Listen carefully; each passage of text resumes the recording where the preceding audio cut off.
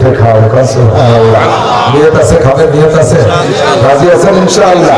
তবে রমজান মাসে আল্লাহ নবী বলেন কামিন সাইমিন লাইসা মিন সিয়ামি ইল্লা জামা, হাজার হাজার রোজাদার আছে, তাদের রোজায় শুধু ক্ষুধা কষ্ট আর পিপাসা কষ্ট ছাড়া কোনো ইনকাম নাই তাদের। তারা কারা? ইয়াসুমুন ওয়া লা ইউসাল্লুন, রোজা রাখে কিন্তু নামাজ পড়ে না। এরকম কিছু বুজুর্গ আছে না, রোজা থাকে নামাজ পড়ে না, তারাবি তো বলেই না। আবার মহিলাদের ব্যাপারে বেশি বাজরানি করে, রোজায় মহিলাদের দুমসা পাকা।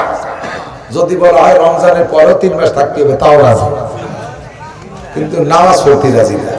তারাবির নামাজে যাইয়ে কয় রেখাত বসে বসে বলি শেষ হয় সিজদায় যে উবতে ঘুমায় থাকে। নামাজে ভালো করে মনে রাখবেন, রমজানের রোজা এটা কেমন। আমার একটা উদাহরণ বুঝতে হবে, জিজ্ঞাসা। নামাজ একটা আলাদা ইবাদত, ওযু একটা আলাদা ইবাদত। ওযুর প্রতি ফরজ আছে না? আছে না? 4টে। 10টা সুন্নাত আছে না? 10টা সুন্নাত আছে। এই 10টা সুন্নাত আর 4টে ফরজ বিশিষ্ট ওযু একটা ইবাদত।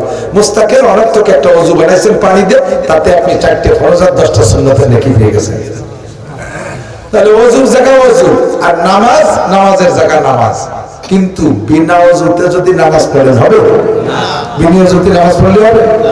নামাজ হওয়ার জন্য ওযু শর্ত, ঠিক না? সেম রোজা হওয়ার জন্য নামাজ শর্ত।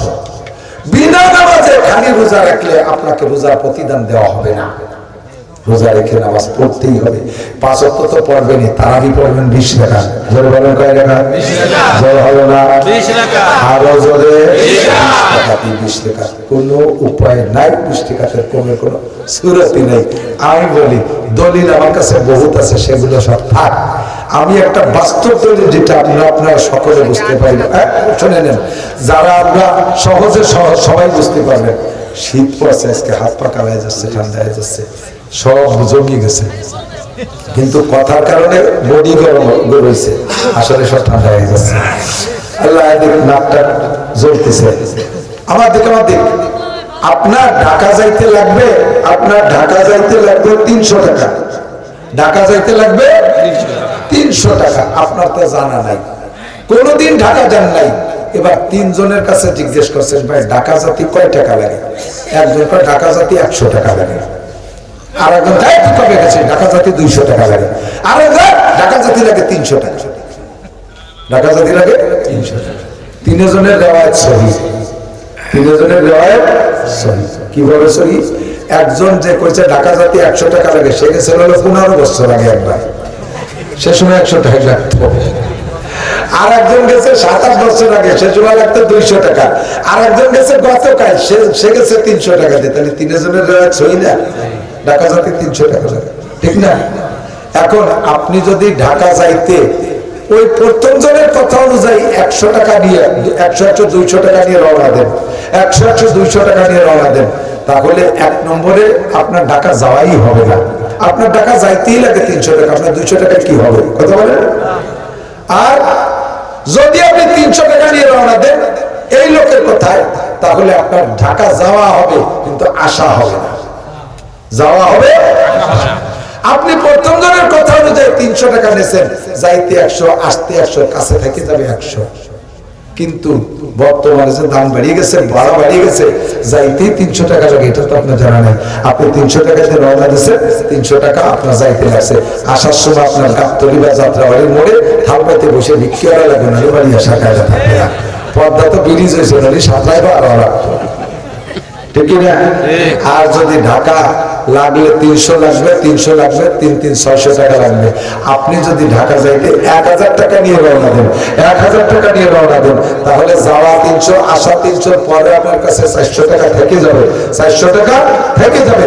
আপনি ইচ্ছা করলে এই 400 টাকা দিয়ে কিছু খাবার দাবার পথে পাইলে তা কিনে নিয়ে আসতে পারবেন। কিন্তু যদি টাকা কম নেন, তাহলে আপনার অজান্তে টাকা যদি কম নেন ওই প্রথম লোকের কথা অনুযায়ী, তাহলে আপনি আসার সময় বিপদে পড়ে যাবেন, ঠিক কি ঠিক না? সেফ তারাবির 20 টাকা তার 8 টাকা দিয়ে মতানৈক্য চলতেছে। আমাদের কাছে 20 টাকার প্রচুর দলিল আছে। সংক্ষিপ্ত কথা এতটুকু, যদি সত্যি তারাবির নামাজ 20 টাকা হয়, যদি তারাবির নামাজ 20 টাকাই হয়, আর আল্লাহ নবী যদি কিয়ামতে বলে যে উম্মত আমার 20 টাকা করে তারাবি বুঝে দিয়ে যাও, আপনি পড়ছেন জীবন ভরে 8 টাকা, তাহলে 8 টাকা আপনি প্লেস করতে পারবেন, আর 12 টাকা পাবেন কোন জায়গা? আর 12 টাকা পাবেন কোন জায়গা? আর যদি আপনি 20 টাকা পড়ার অভ্যাস থাকে আর তারাবি অরিজিনাল 20 টাকাই হয়, তাহলে সমান সমান দেবেন। আর যদি তারাবির নামাজ 8 রাকাতই হয়, আমার পড়া আছে 20 টাকা, আমি ওর থেকে 8 টাকা তারাবি বলে দিয়ে আর 12 টাকা আমার নফলের ফান্ডে জমা থাকবে। 12 টাকা আমার নফলের ফান্ডে জমা থাকবে, আসার সময় ছেলে মেয়ের জন্য কিছু খাজা মাজা কিনে নিয়ে আসতে পারবো। 12 টাকা আমার বেশি হয়েছে। কথা বল না কেন? যে জায়গায় উম্মতের নামাজ পড়তেই চাচ্ছে না, মোটেই পড়তে চায় না, সেই জায়গায় এত সস্তা সহজ বুদ্ধি দিলি, আস্তে আস্তে বলবে যে না তারাবির নামাজ পড়া লাগবে না। গত বছর তাও শুনছি ওই ভাইদের মধ্যে একজন কয় যে তারাবির নামাজ পুরো রমজানে 1-2 দিন পড়লেই হবে, আল্লাহ নবী 2-3 দিন পড়ছে, 2-3 দিন পড়লেই হবে। ফিরে আর কিছুদিন পর যে বলবে যে না মোটেই না পড়লেও দোষ নেই।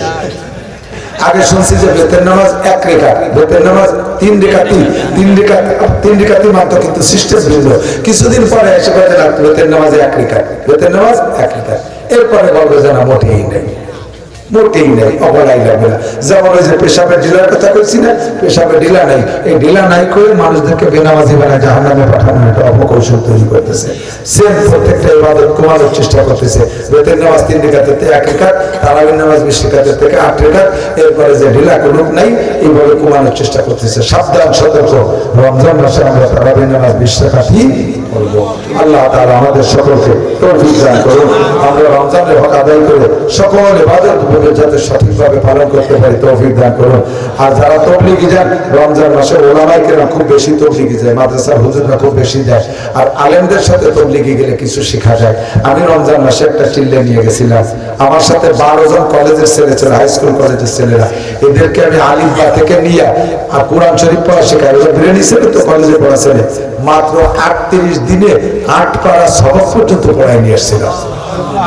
যারা কোরআন শরীফ পড়া শিখতে পারেন নাই, রমজান মাসে আলেম ওলামা তাবলিগে বেশি যায়, তাদের সাথে তবলিগ যাবেন, ইনশাআল্লাহ কোরআন শরীফ পড়ার ইচ্ছা থাকলে আপনি শিখে আসতে পারবেন। আল্লাহ পাক আমাদের মাহফিল কবুল করুন, যুব সংগঠনকে কবুল করুন। আজকের মাহফিল থেকে যা শুনেছি শিখেছি, এ কথার পর আল্লাহ পাক আমাদের আমল করার তৌফিক দান করুন। সবাই বলে আমিন। দুরূদ শরীফ পড়ি, আল্লাহুম্মা সাল্লি আলা মুহাম্মদ। আল্লাহ আল্লাহ, এটা বড় কষ্টদায়ক। শুনি আপনাদের এই পাশের ছেলেমেয়েরা, এই দেশে মাদারীপুর অঞ্চলে, শরীয়তপুর অঞ্চলের ছেলেরা ইটালি যাওয়ার পথে, ওই ফ্রান্স যাওয়ার পথে, দুবাই থেকে না কোন জায়গা থেকে বলে ট্রলারে যায়, রাস্তা